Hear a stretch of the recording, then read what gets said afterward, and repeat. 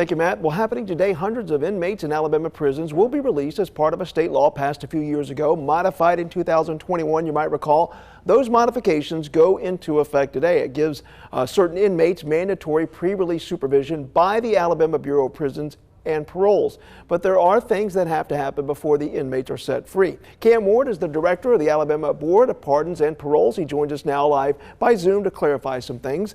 Director Ward, good to have you with us this morning. Thanks for having me back, Mike. All right, well, first of all, as you know, the state attorney general has fought this. A judge denied that. So where does it stand right now as you know it? Well, as you mentioned, the law was passed in 2021 by the legislature, and what it did was direct the Department of Corrections, which is, by the way, separate from the Bureau of Pardon and Parole, but directed the Department of Corrections to release a certain number of people within 2 years.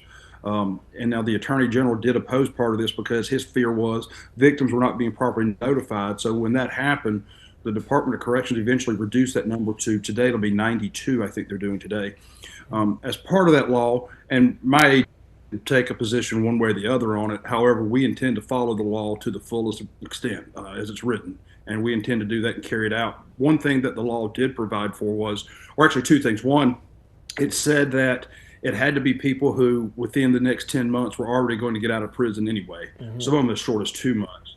And then another one is it mandated, and this is where the bulk of our work comes in, that the Bureau of Pardon and Parole not only provide its supervision over someone on parole, but also have to electronically monitor everyone who comes out under this program. And that started this morning, actually. And Director Ward, through the Attorney General to bring that action, was there not oversight into notifying some of these families that some of these inmates would be getting out, and that's why the number was reduced? We heard as much as 400. Now you're saying it's 97. But was that part of the reason?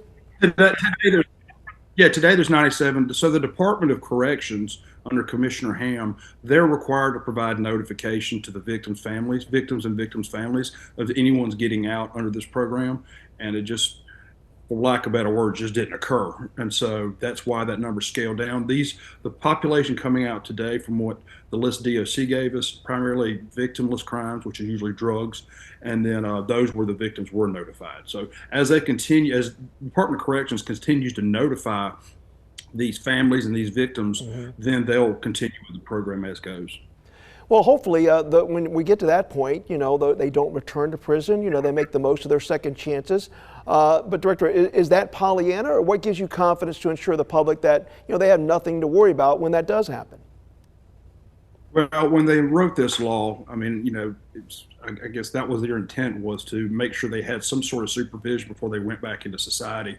If you EOS right now, end of sentence, which means, say you're sentenced to 5 years and you serve the full 5 years. At the end of that 5 years, the state of Alabama has no jurisdiction or authority to oversee you anymore. And so one thing that has come up a lot is they want to make sure pardon and parole, for our role, provides intense supervision over some of these former inmates. And we're going to follow the law. It's not easy. It's going to be a lot of extra work, but the legislators told us to do, and we'll figure out how to implement the law as written.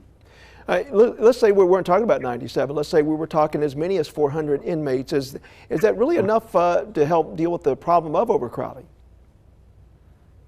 Oh, no. I don't think this is going to put a dent in your overcrowding problem. And I'm not sure that's what the legislature had in mind here either. No, I think they're probably trying to figure out a way to see if they can tackle recidivism through an increased level of supervision on certain people. That's where I think they were going. But no, this won't handle the overcrowding, no. That is Cam Ward, the Director of Alabama Board of Pardons and Paroles. Thank you for clarifying some of that, Cam. Thanks, Mike. Thanks for having me back on again. All right, Director. Sheldon?